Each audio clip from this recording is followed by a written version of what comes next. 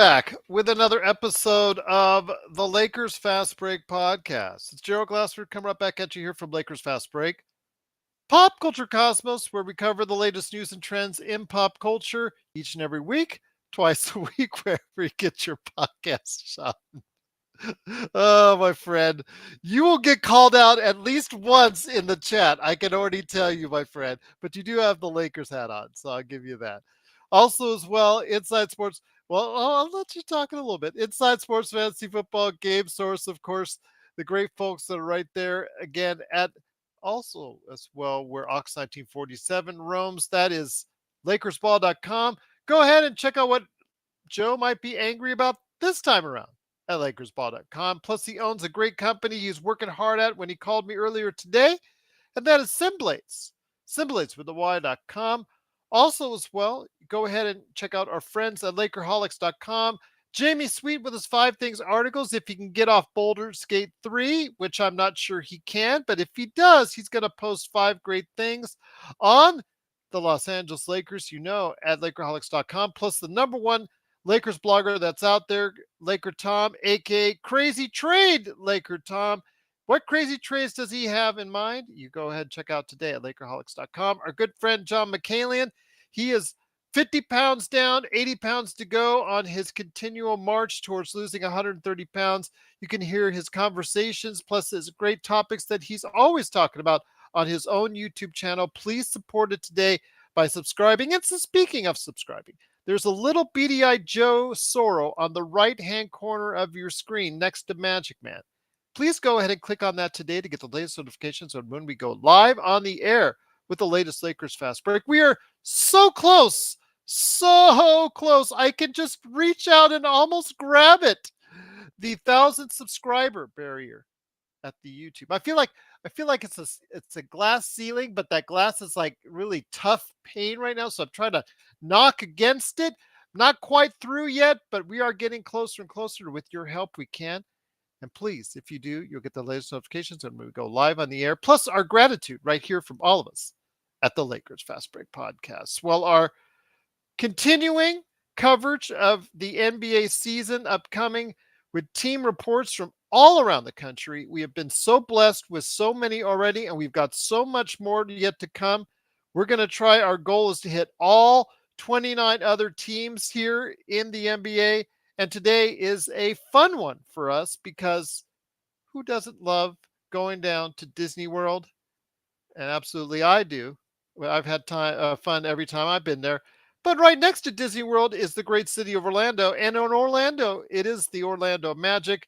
No, we're not facing off against Dwight Howard and hoping he misses a free throw to go ahead and give us the best chance to go ahead and continue on and win the World Championship. That was years ago, and we've already made amends with Dwight Howard since. But it is the Orlando Magic, a team that most people, including myself, are picking to be on the rise. How far will that rise go? We'll wait and see, but we've got a great guest. He was here in our chat on Monday, and he's back again. It is Alfred Ezman. You got to go ahead and check him out today at the Orlando Magic Daily. Rays color glasses for you Tampa Bay Rays fans, and also as well the Bolts by the Bay for the Tampa Bay Buccaneers. It is Alfred Ezman, and Alfred, great to have you here. Looking forward to a great conversation with Magic. Maybe if Joe Soro stops by. I know it's busy for him right now, but I'm telling you right now, it's just great to have you aboard talking the Orlando Magic. Yeah, thank you guys for giving me the opportunity. I tend to be very passionate about this team, as other people who do like this team. They are out there compared to what people actually think and the reputation we get. But I'm very happy. It's not very often you get to hear the Orlando Magic, I think, they're on NBA media just because of their team that's been building. So excited, very excited to talk about this team.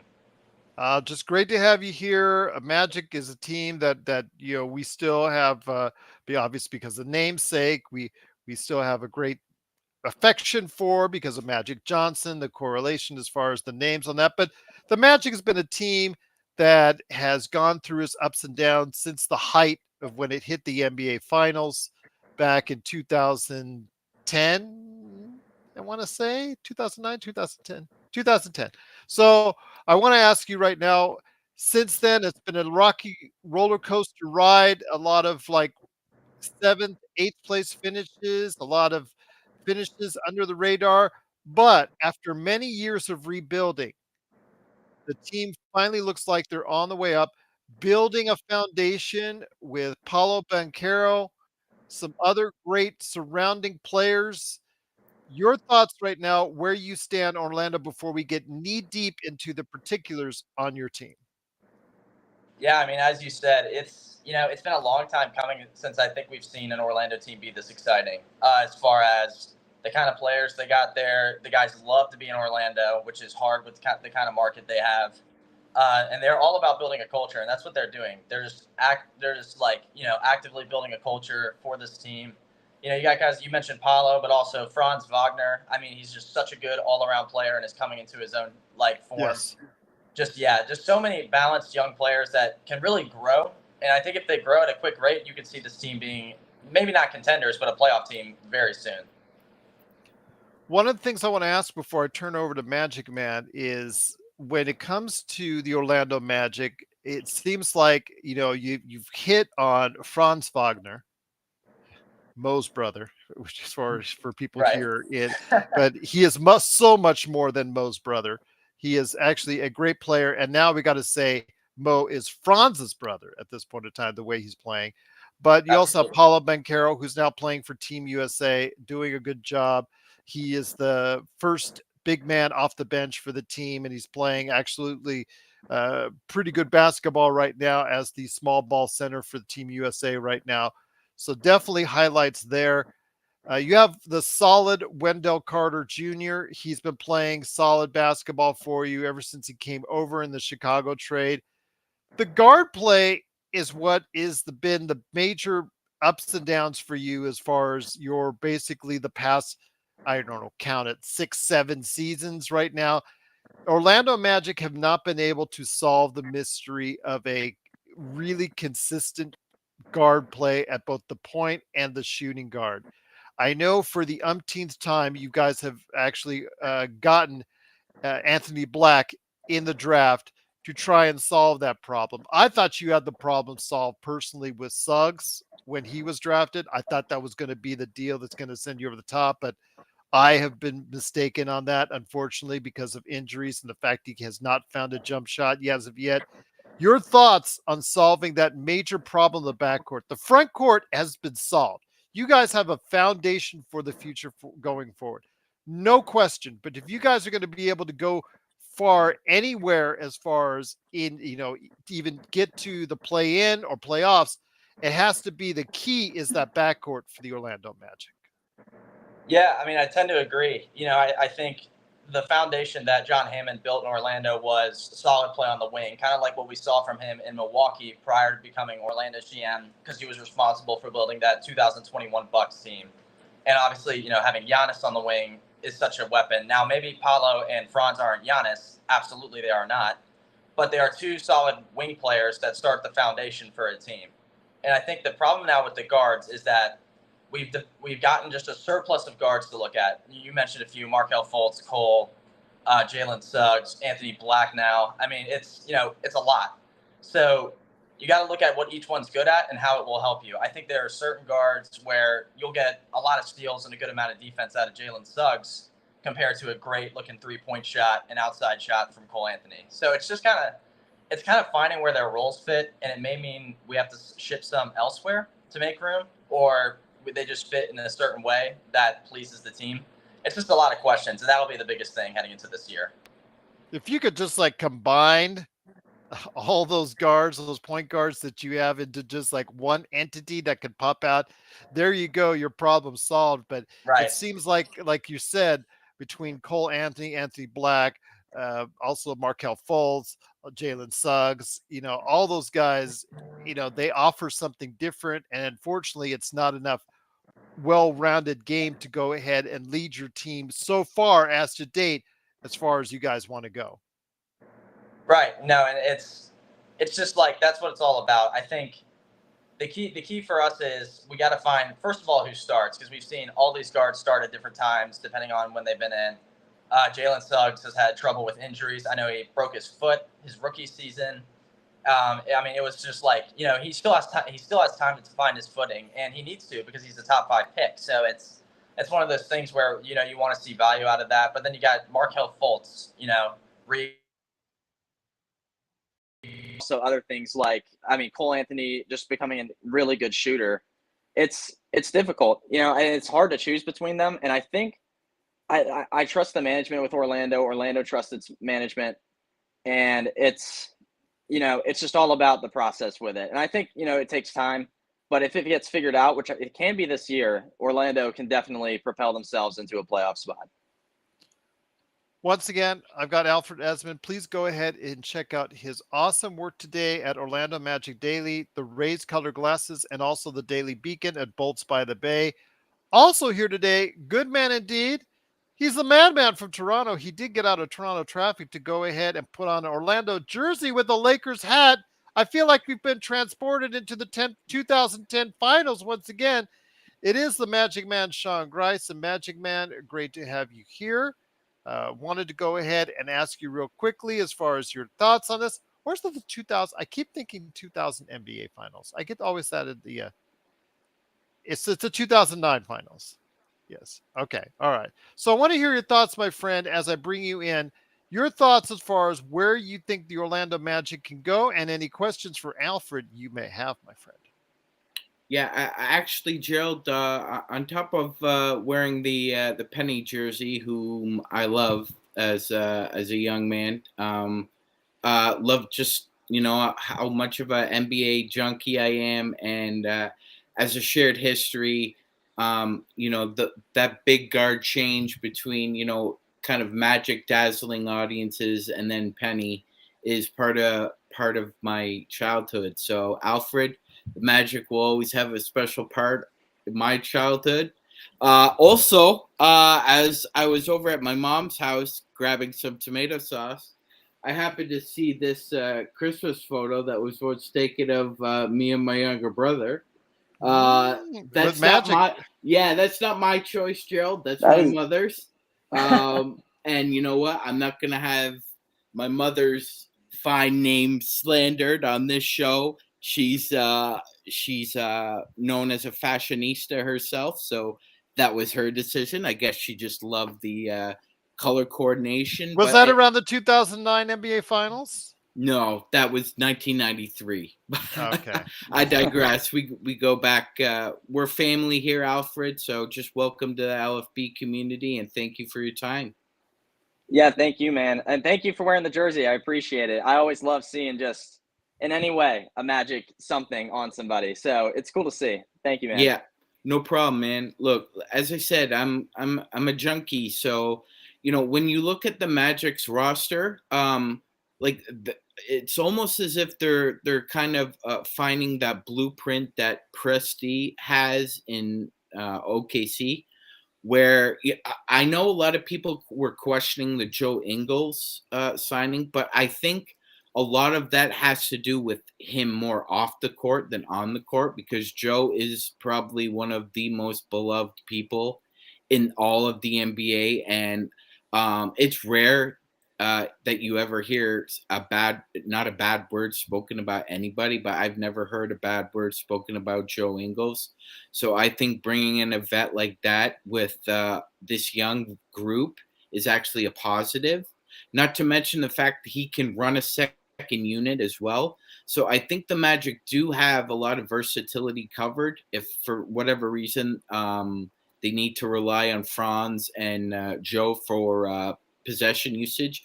But do you eventually see them having to decide what's going on? I mean, it feels like like Gerald was saying, Suggs may be the odd man out, with Cole being able to shoot very well, and Markelle has developed into an all-around player. So do you perhaps see Suggs being the odd man out in order for the Magic to maybe get a better guard?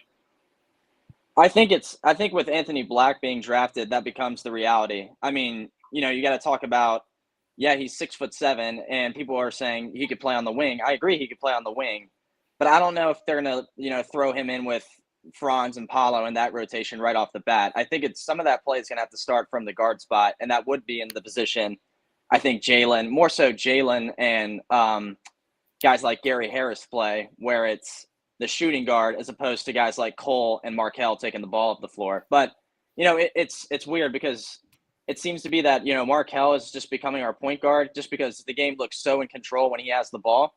But then you got to play Cole in an awkward spot at the shooting guard spot, oftentimes because Jalen isn't playing because he's, hurt and stuff. So it's a little different. I think I do see Jalen Suggs being the odd man out, though, being that he just hasn't played as much. It's a very big possibility, and Orlando can be looking for trades at other things like rim protection, which they still need. Wendell Carter and Mo Wagner are not the greatest of rim protectors. So that could be definitely a trade I could see happening at the deadline for this team. And it could be involving Jalen Suggs, yeah. Once again, it is the Lakers Fast Break. It is Alfred Ezman. Please go ahead and check out his great work today at the Orlando Magic Daily, the Rays Color Glasses, and the Bolts by the Bay, the Daily Beacon, and FN Vol Country right there for you.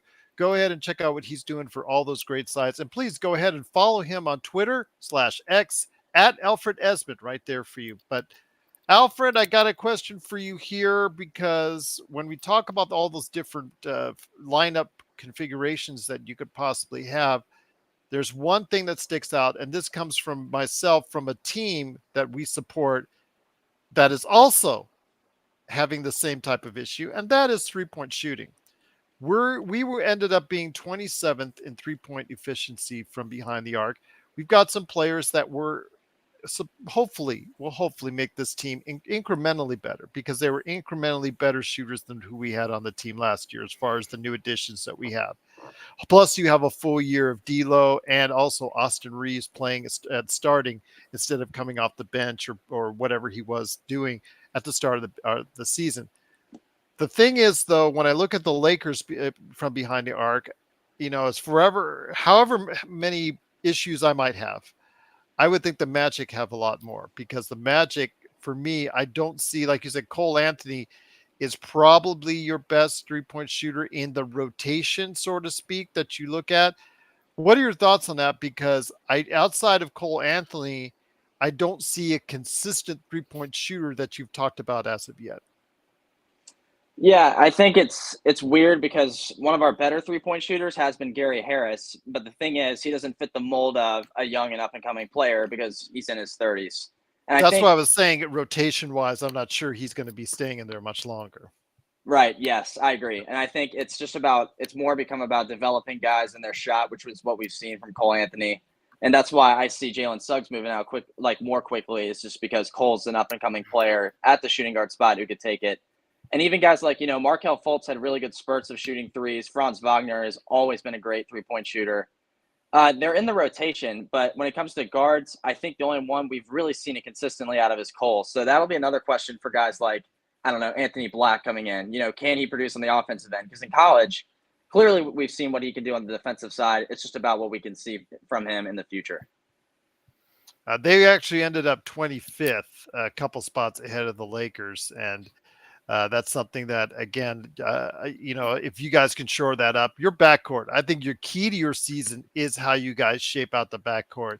If you guys can get some consistent play, some health, and some really good things going with the backcourt, I think you've got a solid enough front court, if all three of those guys stay healthy, to go ahead and get you into the scenario as far as a 7th, 8th spot, or even into a play-in mix, but some type of scenario where they do have a legitimate shot this season. Do you see the same way as far as for the Orlando Magic as a potential playoff team on the back end of that Eastern Conference? Yeah, I think so. And the big key to it is what we've been talking about with finding out what guards we can use. Because I think if we figure that out, like you said, front court set, it gives us a really good opportunity, maybe not to be a high seed, obviously, but I think a play-in spot is a very high possibility for this team as its ceiling heading into this year. Magic Man, anything more for Alfred? He's provided a lot of good stuff for us so far. Yeah, absolutely. So Alfred, what would you like to see as the like? I'm calling it like the cat jump because it reminds me of back in the day. Cuttino Mobley came into the league, and the first year he averaged like less than 10 points but the next year he came out like rocket and bottle rocket in July, right? And he averaged around 17 points a season. Do you see a player on the Magic kind of making that kind of jump or leap? Yeah, I think the big one for me, honestly, this is kind of a first, thought answer to some people with Paolo Banchero. I really think, we haven't seen the best of him yet. Okay. He has. I agree. I think he has. Has to go ahead and be a player that I think that needs to take that next level for the Orlando Magic to go far. I think the jury's still out, Sean. Though that I think that Apollo will he be able to get to that next step where he becomes a dominant player, or does he become just a very good player and remain at that level? Because he was a very good player last year, Sean, but getting to that next level, getting to that superstar status. Do you see him getting to that level, Sean? I think he's certainly capable, Gerald. He has all the tools on the belt for it. Whether he puts it all together or not, Gerald, I think a lot of that has to do with who they surround him with. Like you said, in the front court, it looks fairly cushioned. You got Franz on one side, and you've got security on the other. However, like you said, the backcourt, you need to Paolo needs to really develop that mid-range shot, Gerald, if he's going to take the next step. He was Rookie of the Year. He did make the All NBA rookie team. He is a very good player, like you said. It's just, will he take that next step? Because once he develops that dominant mid range, if they want to encourage him to shoot threes, I imagine that's where it's going to go. But I think he could live off of 17, 18 footers, and with his ability to create for himself inside of 10 feet, I mean that would be a huge leap for him. So yeah, I agree. Scarlet and Blue is basically asking the question that I want to see is, does he play usually as a power forward? We talked about him on Team USA playing as the small ball 5 because they have not put Kessler in there during really the competitive minutes of these games as of yet. So they basically just put him as the small ball 5. Whereas on Orlando, he does play a little bit of that, but more he plays at the power forward position. Your thoughts on this? In order for this team to go really a long way, either this season or in the future, Paolo Banchero needs to take that next step from a very good player to a great player. Do you think he's capable of that? Yeah. So, I mean, sorry, by the way, guys, this internet's been bad. I'm back though. One of the things I got to say is I think there's certain aspects of his game where he kind of just falls short. And you saw that last year. Like, I'm sure one of the most notorious headlines was he had a 3% shooting percentage from 3 in the month of February this past season. And he was like 1 for 33. It became a little bit of a concern. So I think if he tunes that up, even just doing that little, thing of improving your 3-point percentage, it ups your game so much. And I think if he does stuff like that, you could see him being, an all-star, on like all NBA teams. I think you could see that start to happen, start to become a reality. And I'm thinking like 3rd NBA all team, maybe, I think it's there because he just fits the modern bill of what a superstar can be, which is a great player off the wing that gets to the rim with ease. Just want to let you know, Alfred, when you came back on in that last segment you were just talking right now, there is some feedback, and as far as what you're producing right now, I just wanted to give you a heads up on that. But we'll see if we can get through it right here at the Lakers Fast Break, because we do enjoy hearing your thoughts on the Orlando Magic. Magic, speaking of Paolo Banchero, again, he's getting the seasoning that we hope for the same for Austin Reeves. We talked about what you think and Alfred has talked about where do you think that he can go and what do you think he can develop. Franz Wagner is another name, Sean, that you've talked about constantly on this show. Did you have any Franz Wagner questions for Alfred?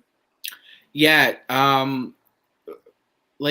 Overall, Alfred, would you say most like, I know most hardcore Magic fans kind of know the potential that Franz has, but do you think maybe just the casual or kind of midstream Magic fan might be underestimating Franz's skills? Because I've watched this guy play for a couple years now, and he's one of the 10 biggest weapons that could be utilized in the NBA. His ability to be a scorer, his shooting, and his shot selection have gotten tremendously better through the course of his career. So where do you see his development going? I still see him, like Austin Reeves, being able to reach another level. Yeah, he's definitely one of those guys where you see something different in his game that you can really utilize well. Like you mentioned, Austin Reeves. Austin Reeves has just become such a great decision maker, and his IQ, you can tell this past season, has just increased incredibly, and it's made him a dangerous player. And I think you could say the same, like you said, Magic Man's about Franz, where it's he's become smarter with the ball, and I think he's starting to figure out his teammates. And once he starts to do that, it gets himself better. He's one of those stars where maybe he's not the greatest, just creating initially off the rip, but I think he can definitely, work with his teammates well to up his game as well as theirs. Yeah, definitely. I mean, with the ball on the deck, I see a lot of comps between him and Jalen Williams. So I think if you added somebody like an Anthony Black running down the court, plus a Cole Anthony, plus a Paolo Banchero, that's a really fun team, man. I can kind of see where the management is kind of eyeing where they want to go. And you can even just tell from last year, this team became, so much more. They lost a lot of games, obviously, but they became so much more competitive amongst these top teams. In particular, one team I want to bring up is Boston. Beat them in the season series, tied teams like Toronto. I mean, playoff Eastern Conference teams. So they can hang with these teams, and I think it's just about putting it together throughout the season, avoiding injury bugs. I mean, like you said, they're just a fun, athletic group, and they're kind of evolving along with the NBA as it has been evolving. Once again, it is Alfred Ezman. Please go ahead and check out his great work today at the Orlando Magic Daily, the Rays Color Glasses, the Daily Beacon, Bolts by the Bay, and FN Volume Country. Volunteer country indeed. As far as the part of the Tennessee Volunteers, go ahead and check out what he's doing on all those great sites and all the great work he does there. Alfred, it's been great having you here. Obviously, great things are starting to be expected from this team as the youth starting to come to fruition as far as this team putting it all together. You've already talked about the possibility of where they might go, Sean and myself, as well as what potential this team has. So definitely looking forward to seeing what development that they can have this year. If they can stay healthy, hopefully Jonathan Isaac can give them something off the bench. We'll wait and see. Or if his injuries have just been too much and have decimated him, we'll finally see if he can put that together as far as a healthy season off the bench is concerned. But the future is looking bright for the Orlando Magic going forward. But before we head on out, we'd love to hear your thoughts. Absolutely, 100% would love to hear your honest thoughts about the Los Angeles Lakers. Feel free to be as expressive and as definitive as you want, or any questions you want to throw our way. But let us know your thoughts on the LA Lakers this season. Yeah, I kind of, when y'all did the Harden video a few nights ago, hinted on it while I was chatting with y'all in your, little side chat. And it was, the Lakers, I think if anything, have gotten better this past offseason. I mean, you add so many good role players. You talked earlier about, the Lakers weren't the best three-point shooting team from an efficiency standpoint. Well, you got a guy like Gabe Vincent who comes in from Miami who can stroke it from deep. And, it's these guys coming in, play key roles in certain situations where they will thrive. The Lakers have had lots of role players that I want to give them credit for that have just thrived. Austin Reeves is one. I mean, you talk about guys like Rui Hachimura when he came in from the Wizards, had an incredible postseason. So it's fun to see them kind of build around LeBron in the, I think, borderline the right way. And they're in contention for a title this upcoming season. Definitely looking forward to hopefully that materializing. Sean, did you have any questions for Alfred on the Lakers before we head on out, my friend? Yes, actually. So Alfred, when outside of this season, when you look at the landscape, what do you just as another fan from another team? Where do you see the future going? Do you possibly see the Lakers reverting backwards, or do you think another superstar will come to LA? I'm just fascinated by hearing other people's opinions. Yeah, that's an interesting point because, we all know LeBron is in the, I guess not really fading from a playing standpoint, but from age-wise, a fading kind of phase of his career. And I just think, it's all about how they feel like they can develop these other players around him. Like Austin Reeves, I can see him becoming a better star and everything like that. I can see, guys like or even Rory, stepping up to the plate and becoming his like Austin Reeves side man. It's just how they develop those guys. But at the same time, they're focused on winning a championship too. I mean, this team still has the ability to do that. So I could see a championship coming back to LA in the next few years, and then I could definitely see it improving, from there into developing these stars. Maybe not like a big fallback, but like a borderline play and kind of fallback to where they're just figuring out who their next star is. And once again, the LA Lakers always seem to find a way back. So I think they'd be back to competing again very soon. I do want to go ahead and mention from our audience, Kurt is asking how you think Jett Howard will do. Jett Howard was a surprise for the Magic. I think he was picked 12th, if I'm not mistaken, or 11th. I think it was 11th, Gerald. 11th, yeah, 11th, Yeah, because it was in 11th. between the Dallas trade and all that. Yeah. So 11th, which was a lot of people thought was a little high for Jett Howard. He is coming in there and could be someone that could play a role. We don't know how well of a role, but he did play okay in Summer League from what I saw. Do you think he'll be a better player than Jalen Hood-Schifino? Although that's actually kind of a loaded question because Jalen Hood-Schifino actually stunk it up for the Los Angeles Lakers. So I'm just going to say that out there. Your thoughts on Jett Howard and what he could do for the Orlando Magic? Yeah, I mean, seeing when I watched the Summer League this past year for our team, it was on Anthony Black and Jett. Jett was streaky, but of course, it was his first time playing some NBA scrimmages. So it was, it was just, I think it was a little bit nerves, but you can definitely see where we can get our 3-point shot from coming off the bench in Jett. Jalen Hood-Schifino, even him, I think, he becomes a crafty little kind of guard you can take to the rim, shoot from outside. He's more of a gadget guy to come off the bench for LA. And I think both initially will be good role guys for these teams, for Orlando and the Lakers, respectively. Well, some great thoughts right there from Alfred Ezman. Please go ahead and check out what he's doing on a myriad of sites. Please go ahead and check out what he's doing today at Bolts by the Bay, Raised Colored Glasses, FN Vol Country, the Daily Beacon, and of course, everything that he does on the Orlando Magic today at Orlando Magic Daily. My friend, this is your time to go ahead and go do the hard pitch to everyone out there, the cheap plug, whatever you want to go ahead and do. Please let everyone know where you're at, what you're doing, and what you want to get across right here, because it's obviously greatly appreciated by us that you go ahead and stop by today. But we might want to go ahead and let you know that we also want to make sure that you have every opportunity to share with everyone out there what you're doing. Yeah, so just continue to, guys, if you're Magic fans out there watching, check out Orlando Magic Daily. We provide really good analysis on every player you can think of on our roster. In-depth stuff, really good reads if you're a basketball nerd like myself. So be sure to go check that out.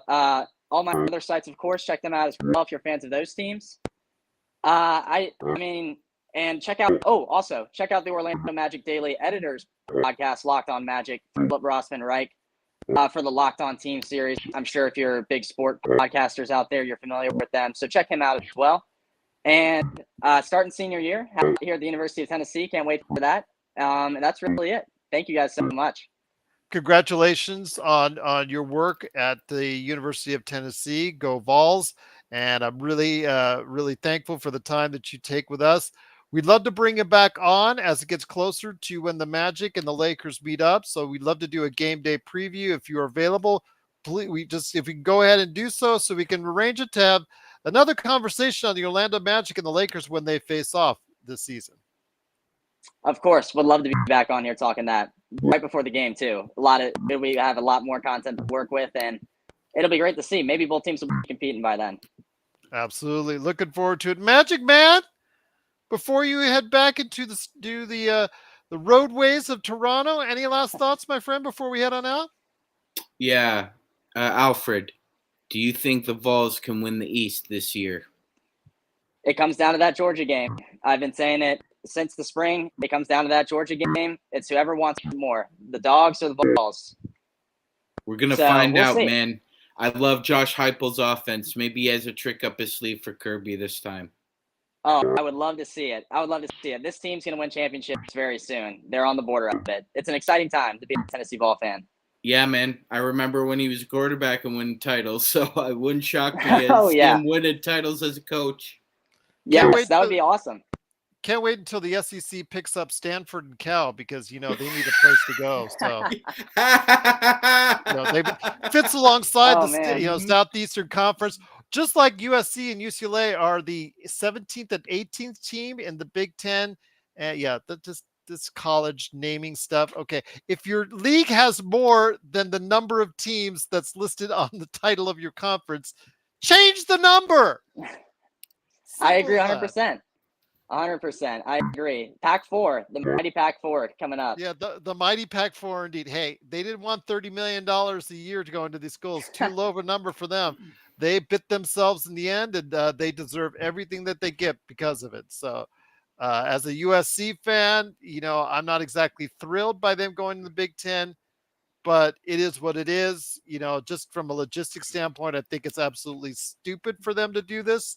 But hey, if they want to go ahead and chase the money, USC, University of Spoiled Children, they always chase the money indeed. But Alfred, wishing you the best of luck this year for University of Tennessee, wishing you success with all your great projects, and looking forward to bringing you back on. Magic Man, truly great to have you here. The best Lakers chat. Absolutely. Florida State? Oh, yeah. Scarlet and Blue. Florida State will be going SEC. It's all about money. They're all chasing money. That's all they are. Forget about loyalty. Forget about 100 years of plus of being in all that comfort gone. It's all about chasing the money. Chasing the money indeed. But SEC will picking up the University of Toronto at this rate. Maybe. Absolutely. Fits right in Southeastern Conference right there for you. But Alfred, great to have you here. Looking forward to bringing you back on. Looking forward for some great conversations with you on the Orlando Magic and the Los Angeles Lakers. Magic Man, always great to have you here. We're going to be back tomorrow. We're going to have Jennifer Lewis talking the Charlotte Hornets, so please stay tuned for that. 5 p.m. Pacific, 8 p.m. Eastern. Friday, we're going to go into depth on the schedule, whatever's been released. We'll go more into the World Cup. Oh, I forgot to ask you, your thoughts on the World Cup, Alfred, before we head on out. The NBA Cup, I'm sorry. Wrong cup. Oh, yeah. I've been enjoying Team USA. I think you got to look at it from a bright side standpoint where it's, a lot of young players going out there and showing off what they can do against some of the world's best. And they're doing very well. Love what I'm seeing from Paolo. I've been watching him a lot. 11 points in 9 minutes. It's good to see. It's good production. And of course, shout out Franz and Mo for the German team. They're looking very on right now as well. We'll have to see. I'm excited. I've been tuning in every day, watching my favorite Magic players play. But the NBA Cup, I forgot to mention, we talked about that before we went on the air. You got to see your schedule for the NBA Cup. Is that correct? For the magical 4 games for this wonderful in-season tournament? I did. Yes, sir. Indeed. We have Boston, Chicago, and Brooklyn on the schedule. All right. So I ask you, this will probably be. I'm sorry. Yep. Yes, right where Magic's at. So yes, don't diss Toronto right there. But I'm sorry. I NBA, forgot for a second. NBA Cup, I have a feeling it will mean more to a team like the Orlando Magic than it will the Los Angeles Lakers, because I am concerned. I do not want LeBron playing an extra game, to be quite honest with you. I think it's not in their best interest. It is 6 games on the 82 game schedule. Your thoughts on the NBA Cup for a team like the Orlando Magic? I think it would mean so much more for a team like them. Yeah, I agree. I think it has a lot to do with building culture for these smaller teams. Teams that are in the spot we are, I would like to think teams like Houston, Detroit, that are kind of building a young group core to build around. OKC is another one. It would be huge for their culture to just win something like the NBA Cup in the middle of the season to show, hey, we can go into a playoff type of environment and win something like this. It bodes well for the future. So it gives those teams an opportunity. It also makes the first half of the season fun in general. I think, it gives fans something to look forward to in the month of November when the NBA is just starting in a long season. So I think it works well for some of these the league as a whole. Magic, any last thoughts on that, on the NBA Cup? You and I have spoken so glowingly, and I use that term facetiously about it, but for a team like Alfred's, I think it means so much more.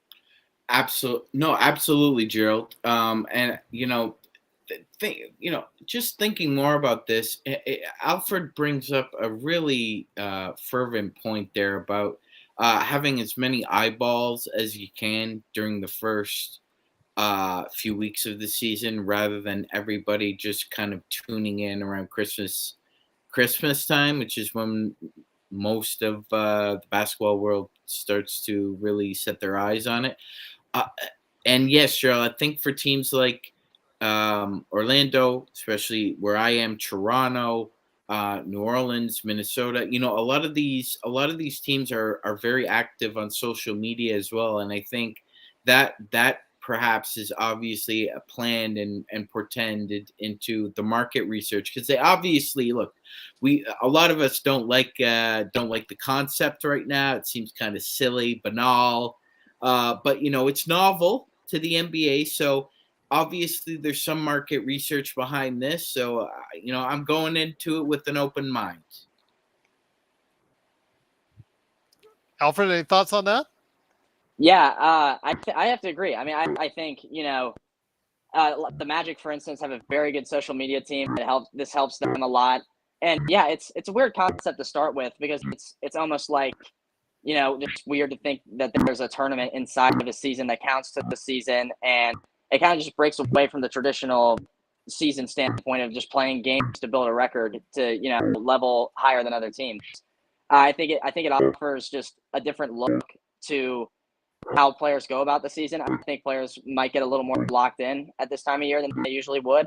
Doesn't mean they'll play. I think I agree with you, Gerald. I think guys like LeBron obviously may not play some of these extra games, but I think it helps for certain teams to lock in more and focus and help build a winning record towards getting a play-in spot come playoff time at the end of the year in April. So it just benefits the league in so many ways that I don't think people see yet.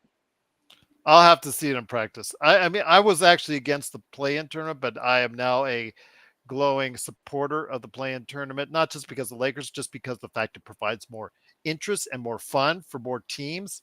I really am big on that.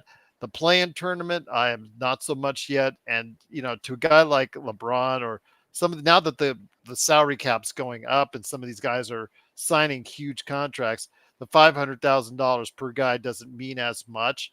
So I want to see how seriously they take it. If they don't take it seriously, like the All-Star game, I won't take it seriously as well. If they start going ahead and load manage during these games and doing other things that speak out, we're not taking these seriously, if they don't take it seriously, I won't. And I don't think you should either. Because if they're not taking seriously, we won't as a community. But we'll see. Again, this is the NBA's deal. This is something that has been talked about for a long time. The Adam Silver's fascination with football from across the world, as far as emulating a lot of things that they do right. is something that he's definitely wanted to been doing for a long time. So we'll see. We'll give it a shot and see what happens. But Alfred, just great to have you here. Cannot thank you enough. Again, we'd love to have you back on talking Magic, talking Lakers, especially when they meet up. You're always welcome back anytime you want. If you want to jump on sooner, Magic Man will be here. I'll be here. Joe Soro, hopefully he'll be around next time. But check us out tomorrow. Again, Charlotte Hornets Friday schedule. Saturday, Lakerholic Spotlight. Sunday, I'm hoping, I just got to get a guarantee on it. The Knicks. Next week, we're talking Pistons, looking for more teams as well. So again, thanks so much for everybody taking the time out of their day to go ahead and stop by, whether you're watching or listening. We'll see you next time right here at the Lakers Fast Break Podcast.